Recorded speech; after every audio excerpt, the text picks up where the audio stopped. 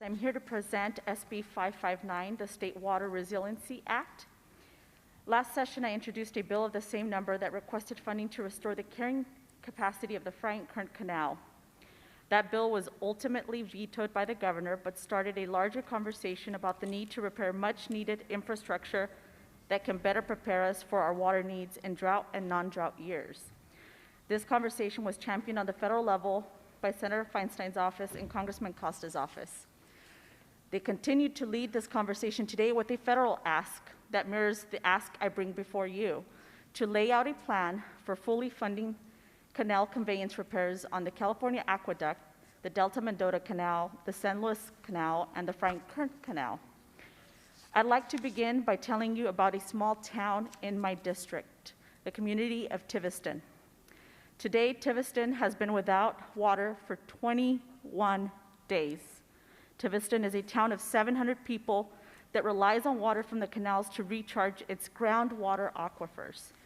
It's located below the pinch point, or where the subsidence on the Frank Kern Canal is at its worst. And as a result, lost out on water it could have used for recharge in the last couple of years. The well in this town is no longer functioning, and they are having to truck water in from Porterville, about 20 miles away.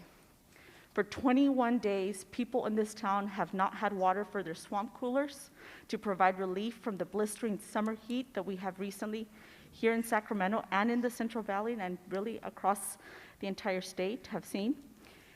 For 21 days, they have been unable to bathe their children, cook their food, or flush their toilets with water running from their tap. Many communities will be celebrating the 4th of July this weekend with fireworks. The risk of doing so in Tiviston could have devastating consequences, because for 21 days they have not had the water pressure to put out fires. Another community in my Senate district, Avenal, home to 13,000 people who are mostly farm workers, predicts they will be without water by August. Avenal receives water from the San Luis Canal, part of the California Aqueduct. People in my district, real people, are suffering now because these canals are in dire need of repair.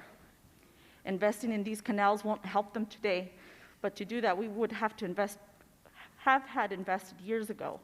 Investing today will ensure that we and they are better prepared for the future. In 2017, we lost an estimated 300,000 acre-feet of water that could have been put back into the ground to recharge our aquifers. That amount of water could have provided for a city of 300,000 to 450,000 for a whole year. We must invest now so we are better prepared for our next drought, so we are not in the same position we are today, with towns like those in my district that are without water. The water provided by these canals isn't just used by residents in my district. It is also used by California residents in rural communities in the Central Valley and by urban users in Los Angeles and the Greater Bay Area, approximately 31 million of them, some of whom live in our state's most vulnerable communities. This water also protects the largest remaining wetland complex in the western United States, which is home to over 1 million migrating birds and is recognized as a wetland of international importance. And yes, it is used by our state's small and large farmers.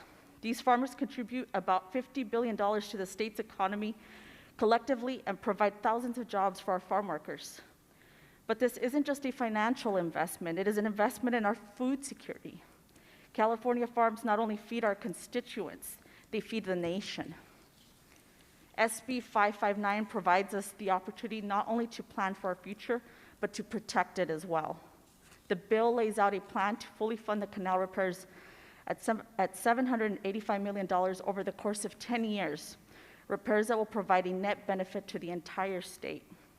It is imperative we invest in repairing these canals today, embracing our local and federal partnerships to do so, creating needed and good-paying jobs, helping us effectively meet our sustainable groundwater goals, and ensuring our capacity to remain the food capital of the world, and securing access to clean drinking water for vulnerable communities.